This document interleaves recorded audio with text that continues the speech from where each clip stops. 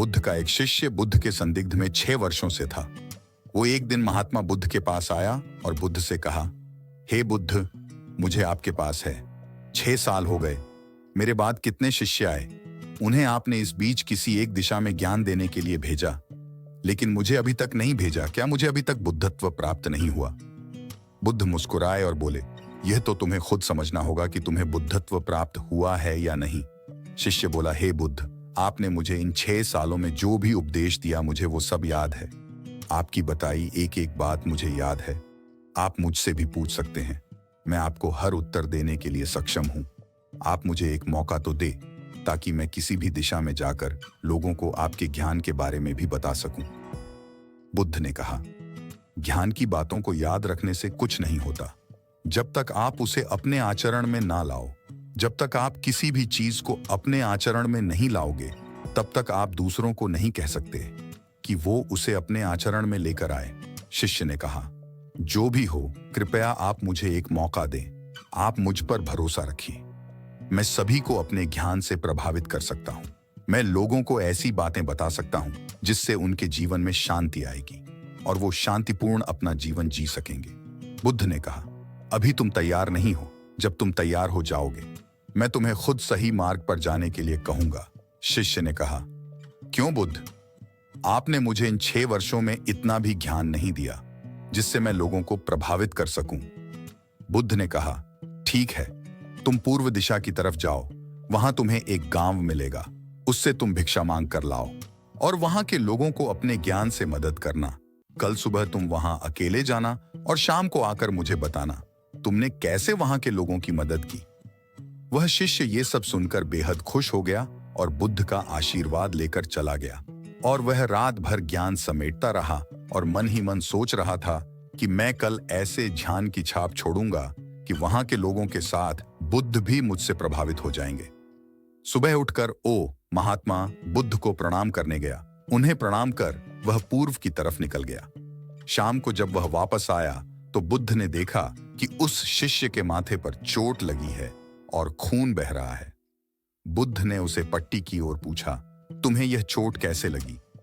शिष्य ने कहा कि बुद्धि वहां के लोग बेहद दुष्ट हैं, उन्हें जरा भी बुद्धि नहीं है।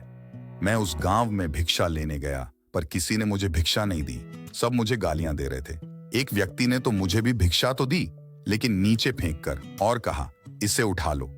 मैंने उन्हें काफी समझाया, लेकिन वह मेरी बात सुनने को तैयार ही नहीं थे।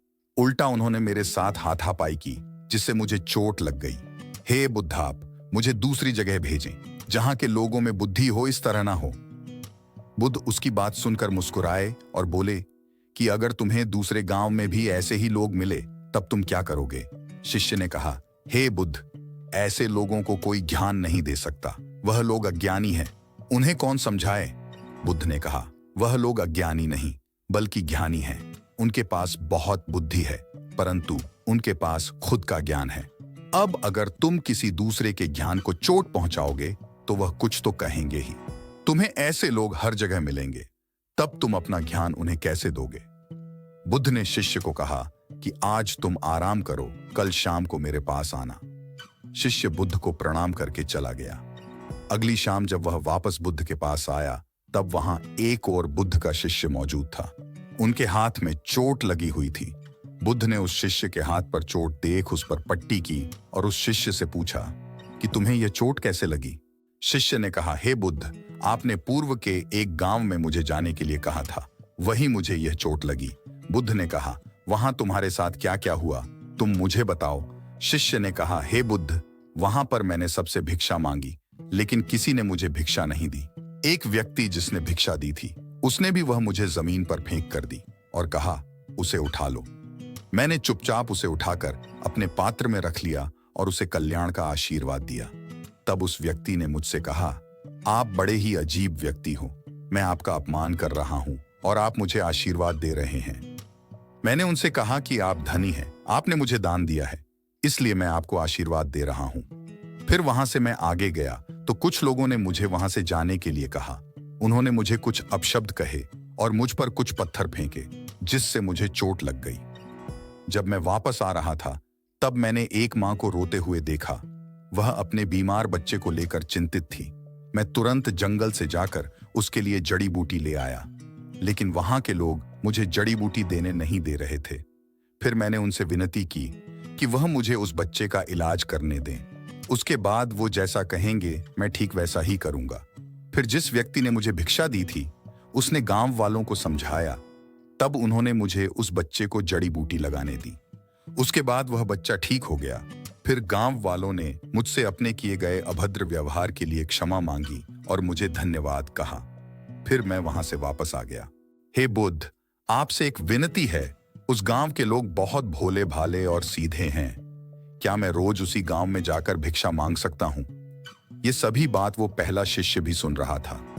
उसने यह सुनते ही बुद्ध के चरणों में गिरकर कहा कि हे बुद्ध, मैं समझ गया हूं कि अभी मैं उस लायक नहीं हुआ कि दूसरों को ज्ञान दे सकूं।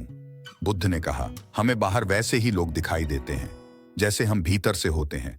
जब तक हम स्वयं को नहीं बदलते तब तक हम किसी को भी नहीं बदल सकते। खुद में परिवर्तन करना बेहद जरूरी है।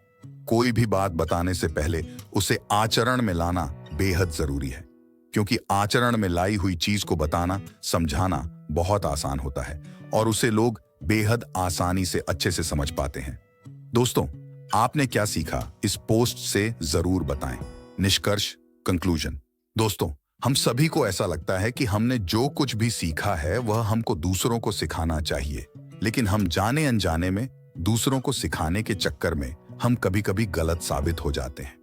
तो इसलिए दोस्तों, अगर आप किसी को भी कोई भी सुझाव देने के लिए जाते हैं, आप कोई भी चीज सिखाने के लिए जाते हैं, तो सबसे पहले आप उस कार्य को संपूर्ण रूप से और सही ढंग से अच्छे से सीख जाएं। और आपको जब यह पक्का प्रूफ मिल जाए कि अब मैं इस कार्य को संपूर्ण रूप से सीख चुका हूं, अब मैं दूसरों को सिखा सकता हूं, तभी आप दूसरों को सिखाने के लिए जाए। अन्यथा आपके साथ दुर्व्यवहार हो सकता है और आपको क्षति भी पहुंच सकती है।